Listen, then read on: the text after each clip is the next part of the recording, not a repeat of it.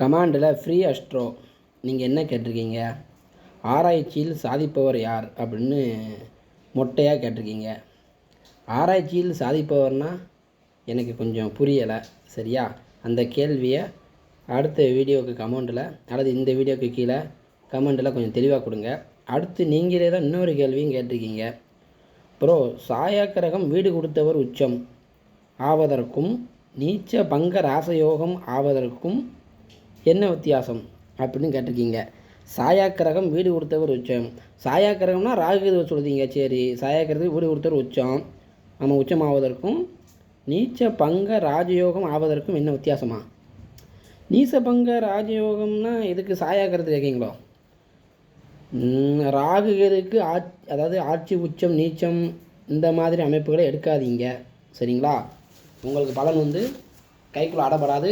அதாவது அந்த ராகுகேதுவுக்கு வந்து உச்ச வீடு ஆட்சி வீடு இதெல்லாம் வந்து எப்போ எடுக்கணும்னு கேட்டிங்க அப்படின்னா, ஒரு ஜோதிடத்தில் கிட்டத்தட்ட ஒரு 100 ஜாதகம் நம்ம பார்க்குறோம் அப்படின்னா அதில் 90 ஜாதகம் நம்ம பலன் கரெக்டாக பார்த்துட்டோம் அப்படின்னா அதன் பிற்பாடு ராகுகேதுக்கு வந்து ஆட்சி உச்ச வீடை பற்றி நம்ம ஆராய்ச்சி பண்ணி உள்ள அதுக்கடுத்து போய் கிடலாம். ஆரம்ப நிலையில் இருக்கக்கூடிய நமக்கு என்னையும் சேர்த்து சொல்லிக்கிட்டேன். சரிங்களா? ஆரம்ப நிலையில் இருக்கக்கூடிய நமக்கு இந்த ராகுகேது வந்து உச்ச வீடு ஆட்சி வீடு நீச்ச வீடு, இந்த விருட்சத்தில் ராகுகேது இருந்தால் ஆட்சி இது உச்சம் நீச்சம், ரிஷபத்தில் இருந்தால் நீச்சம், அந்த கணக்கு எடுக்காதீங்க. என்ன காரணத்துக்காண்டி சொல்லுவேன் அப்படின்னா, ராகுகேதுக்கு என்னுடைய அனுபவத்தில் நீச்ச வீடு உச்ச வீடு அப்படின்ற கணக்கு இல்லை. நான் வெளிப்படையாக சொல்லிடுறேன், அப்படிலாம் கிடையாதுங்க. ராகுகேது அப்படிங்கிறது வந்து சொந்த வீடு இல்லை. அப்புறம் எப்படி பிற்பாடு அவங்களுக்கு உச்ச வீடு நீச்ச வீடுன்னு என்ன நடைமுறையில் சொல்கிறது? இன்னும் சொல்லப்போனால் அந்த ராகுகேதுடைய கணிப்பு அப்படின்னு பாருங்களேன். ராகு திசையோ கேது திசையோ நடக்கிறவங்களுக்கு நம்ம கணிக்கிறோம்ல, ராகு கேதுவே வந்து பொதுவாக பாவக்கிரகம். அந்த ராகு கேதுகள் எப்படி பலனை தரும் அப்படிங்கிறத நம்ம கணிக்கையில் எப்படி கணிக்கிறோம்? ராகு எந்த வீட்டில் இருக்கிறாரு, எந்த கிரகத்தோடு சேர்ந்துருக்காரு, அந்த எந்த வீட்டில் இருக்காரோ அந்த வீட்டு பலன்களையும், எந்த கிரகத்தோடு கூடியிருக்காரோ அந்த கிரக பலன்களையும் தானே எடுத்துக்கொண்டு அந்த கிரக பலன்களையும் அந்த இருக்கிற வீட்டு ஆதிபத்திய பலனையும் தன்னை எந்த கிரகம் பார்க்கிறதோ அந்த கிரகத்துடைய ஃபுல் பவரை வாங்கிட்டு அந்த கிரகத்தினுடைய ஆதிபத்திய வீட்டு பலனையும் ராகுவே தன்னுடைய தசையில் செய்யும். அதுதானே விதி.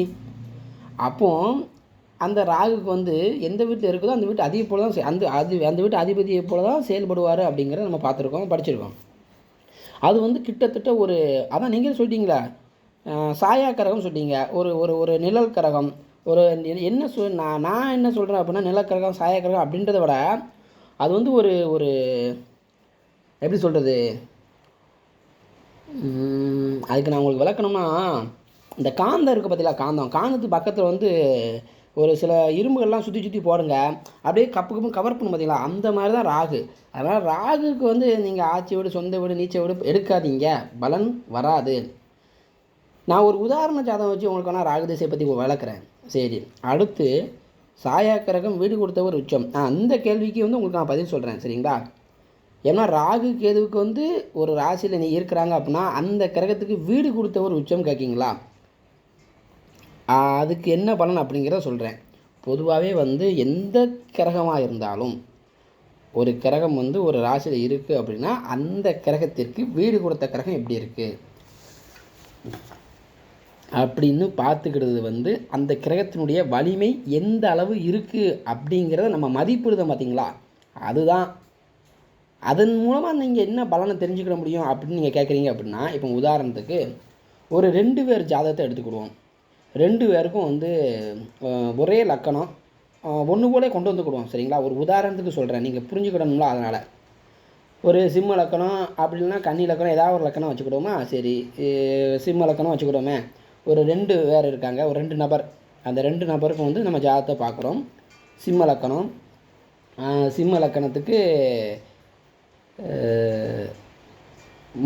பாவக்கரகம் வந்து 3, 6, 10, 11 இருக்கும்போது நன்மை செய்யும் அப்படின்ற கணக்கில் வந்து சிம்ம லக்கணத்துக்கு ராகு தசை ஒருத்தருக்கு வந்து துலாம் ராசிலேருந்து நடக்குது, இன்னொருத்தருக்கும் அதே துலாம் ராசியில் ராகு இருக்கார். 2 பேருக்குமே கிரக அமைப்பு ஒன்று போல் இருக்குது அப்படி வச்சுக்கிடுவோம். சரிங்களா? ராகுவுக்கு வீடு கொடுத்தனுடைய வலு நீங்கள் அதானே கேட்டுக்கிங்க, அதாவது சாயா கிரகத்திற்கு வீடு கொடுத்தனுடைய வலு, அதில் பலன் எப்படி இருக்குன்னு கேட்குறீங்களா? அதுக்கு சொல்கிறேன்.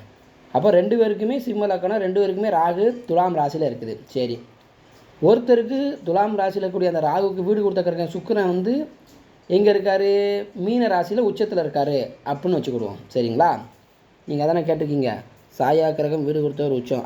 சரி, ஆவதற்கும் அப்போ உச்சத்தில் இருக்கார். அதுக்கப்புறம் அதே மாதிரி இன்னொருத்தருக்கு அந்த சுக்கிரன் வந்து ராகுவுக்கு வீடு கொடுத்த சுக்கிரன் வந்து ரிஷபத்தில் இருக்காருன்னு வச்சுக்கோங்க. அப்போ உச்சத்தில் இருக்கக்கூடிய அந்த சுக்கிரனுக்கு வலிமை கூட இருக்குது, ஆட்சியில் இருக்கக்கூடிய சுக்கிரனுக்கு வலிமை கொஞ்சம் கம்மியாக இருக்குது. உச்சத்தை விட ஆட்சி கொஞ்சம் கம்மி தானே. சரிங்களா? இந்த கணக்கில் இருக்கும் பொழுது ராகுதசை 2 பேருக்கும் நடக்கும். அப்போ அந்த ராகுதசையில் யார் வந்து முதன்மையாக நல்லா இப்போ 2 பேருமே ஒரு பதவிக்கு போட்டி போடுறாங்க அப்படின்னு வச்சுக்கோங்க. அந்த பதவி யாருக்கு கிடைக்கும்? சுக்கிரன் வலுத்திருக்கக்கூடிய உச்சம் வச்சிருக்கக்கூடிய அந்த நபருக்கு தான் கிடைக்கும். இது பொது விதி. ரைட்டு. இன்னொரு பாயிண்ட்டை சொல்லுதேன். 2 பேரும் ஒரே பதவிக்கு போட்டி போடுறாங்க. அது என்ன பதவி அப்படின்னு தெரிஞ்சுக்கிட்டு சுக்கிரன் ஆட்சி பட்ச சாதகக்காருக்கு தான் அது கிடைக்கும் அப்படின்னு சொல்ல முடியும். நான் ஏற்கனவே சொல்லியிருக்கேன், ஒரு கோணத்தில் சாதத்தை பார்த்தீங்க அப்படின்னா கட்டாயம் பலன் தப்பிடும். அப்போ அது எப்படி ப்ரோ நீங்கள் சொல்கிறது எனக்கு கொஞ்சம் விளங்கலை அப்படின்னு கேட்கலாம். கரெக்டு.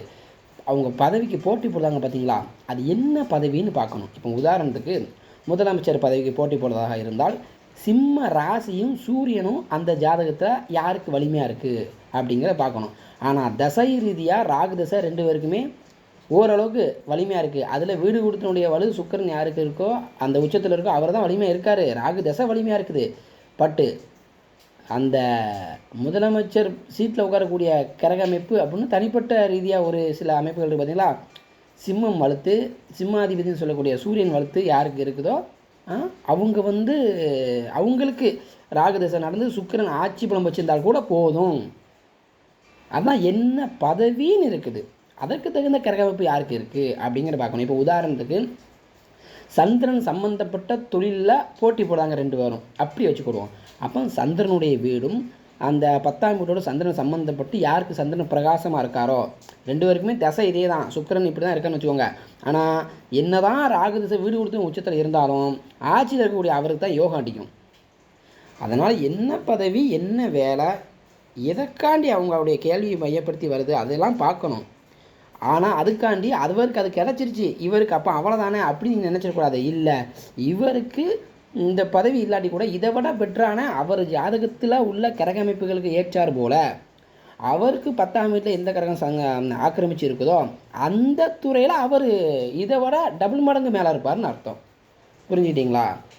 இதுதான் வீடு கொடுத்தனுடைய வலிமைக்கு என்ன காரணம் கேட்டிங்க அப்படின்னா 2 பேர் போட்டி போடுறாங்க அப்படின்னா வீடு கொடுத்தவன் யாருக்கு வலிமையாக இருக்கோ அவர் தான் ஜெயிப்பார்.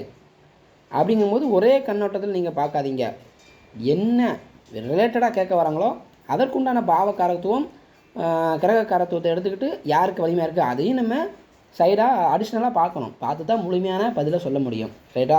அடுத்து சாயா கிரகம் வீடு கொடுத்தவர் உச்சம் ஆவதற்கு நீசப்பங்கம் ராஜ்யம் ஆவதற்கு, அதான் நீசப்பங்கம் அப்படிங்கிறது வந்து ராகுக்கு இதை தவிர்த்து மற்ற கிரகத்துக்கு வேணால் சொல்லலாம். நீசப்பங்கம் அப்படி நான் ஏற்கனவே நிறைய வீடியோ கொடுத்துருக்குறேன். அது நீசப்பங்க அமைப்புக்கு நான் வந்து ஒரு சிம்பிளாக சொல்கிறேனே, நீசப்பங்க ராஜயோகம் அப்படிங்கிறத வந்து நான் ஒரு உதாரண ஜாதகம் வச்சு கொடுத்தா உங்களுக்கு புரியும். நான் நிறைய நீசப்பங்கத்துக்கு கொடுத்துட்டேன். ஆமாம், சரி. இருந்தாலும் உங்களுக்கு வேறு எதுவும் டவுட் இருந்துச்சு அப்படின்னா கொஞ்சம் தெளிவாக கமெண்டில் கேளுங்க, விளக்கம் கொடுக்குறேன். சரியா? நன்றி. வாழ்க வளமுடன்.